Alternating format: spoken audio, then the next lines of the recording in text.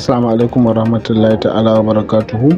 To yan uwa barkanmu da wannan lokaci kuma barkanmu da sake saduwa da ku a cikin wannan shiri namu mai suna mu gyara mata Kazimiya Herbal Medicine Center, wanda muka saba kawo muku hanyoyi da kuma magunguna da za ku yi amfani da su ku magance matsalolinku a gida ba tare da kun sha wata wahala ba. Wanda hakan ya sa muka ga ya kamata mu yi amfani da wannan damar domin mu kawo muku wannan bidiyon ku ga kuma ku fa'idantu da irin fa'idojin da za mu kawo muku na wannan abin da muke nuna muku, wato natural cider vinegar, natural cider vinegar, apple cider vinegar, apple cider vinegar. Da larabci gashi nan sunan shi kaltuffa gashi nan kaltuffa gashi nan. To wannan shine kaltuffa, apple cider vinegar, natural cider vinegar, to shine wannan gashi nan kaltuffa. Ana amfani da shi ta hanyoyi daban-daban a magance matsaloli daban-daban ba tare da an sha wata wahala ba.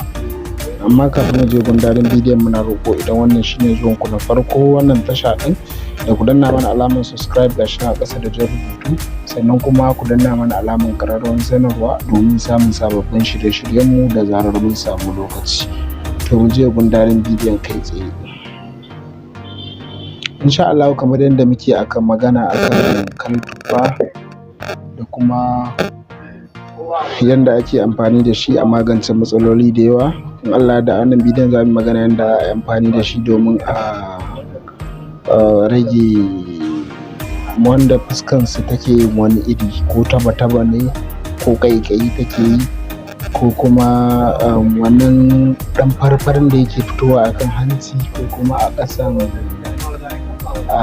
ƙasan leɓen mutum na baki yake fitowa. To insha Allah za ku yi amfani da wannan kaltuffa ɗin domin ku magance matsala. Yanda ko za a yi shine, idan ruwan wankan mutum zai ɗebi wannan kaltuffa ɗin, kamar wannan zai raba shi 4, sai ya zuba a ruwan wankan shi sai ya wanka da shi, tunda ruwan da zai diddirje jikin shi kuma da wannan zai yi wannan.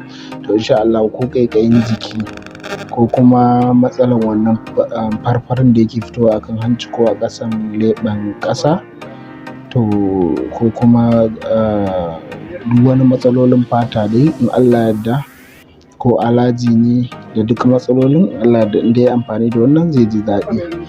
Ku ci gaba da kasancewa da wannan tasha ta mu ta Kazimiya Herbal Medicine Center. Kada ku manta, idan wannan bidiyo ya burge ku, muna roƙo da ku danna mana like. Mun gode, mu haɗa bidiyo na gaba.